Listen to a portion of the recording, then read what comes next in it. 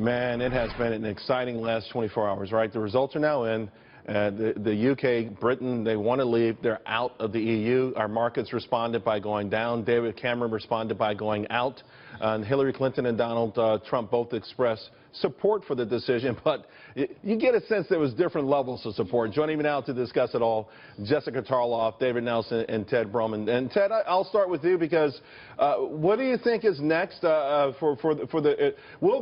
there be some sort of a buyer's remorse? No, I don't think there'll be buyer's remorse. I do think it's important, of course, that the break with the EU happens as cleanly and as rapidly as possible. And, of course, this only in some ways really increases the burden on the United Kingdom to make good policy decisions on its own, because they're not going to have Brussels to kick around anymore. They're not going to have Brussels as an excuse or an explanation for when things go wrong. They need to make good free enterprise, good social welfare, good broader public policy decisions now that they have the full power and the right to do so.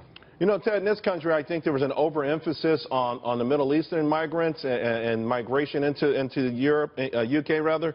And a lot of people missed that 2004 EU decision to allow these smaller nations in that weren't economic juggernauts. I don't even think they should have qualified, but what they did was open the floodgates for cheap labor. How does the UK say now to Slovakia or Estonia or Latvia, hey, you can't send any more people here? How do they artfully slow that down?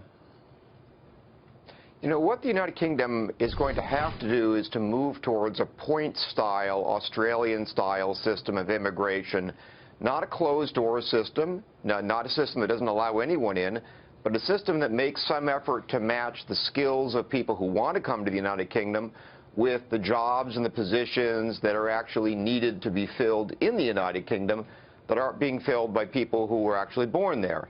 That's a perfectly possible system to design. As I said, the Australians have such a system. Now, of course, the British have the freedom to design that kind of system on their own. Right. I think that's the central issue. And also, I think recently Canada also changed their immigration policies to a degree. All right, so what's next for the Democrats? I think easily chalk this week up to Donald Trump and the Republicans. Well, I don't know. I just saw the poll out that she's up double digits. Easily between the legal rebukes of President Obama's overreach, between a well-received speech by Donald Trump, and then this vote and the Brexit. So what happens next week on a political side? Well, I'm sure that it will be business as usual insofar as we'll have a speech from Donald Trump, we'll have a couple from Hillary Clinton. She's out Monday with Elizabeth Warren, so it'll be interesting to see how those two campaign together. What do you make, though, of your man, Bernie Sanders? I mean, the worst day of the year to say he'll vote for her, and then he's laying down stipulations. Right.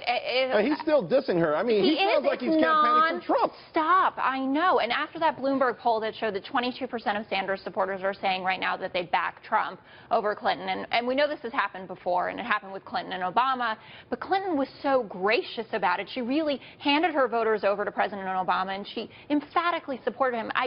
Bernie Sanders, for the life of me, when you say you want to defeat Donald Trump, that means getting behind Hillary Clinton. She's our nominee. Well, she won over, well, what? She's 3.8 million votes I'm just saying, well, that he's got her over a barrel. I'm sorry. She's going to have to blink and say, I want $15 minimum wage. She's supposed to wake up tomorrow and say, free health care, free tuition. Oh, forget everything I said. She may have to blink. But she can't, because you can't pay for it. David, knit it all together for us and tell us the financial market angle. Then. Yeah, okay, let me just point on this, is that I think we can pretty much take the polls and just throw them out the window on the political front, because there's a lot of bookies and pollsters in Britain right now that are out of jobs. For the markets next week, it was still tight, though. I mean, it was, you know, I don't think it was embarrassingly off.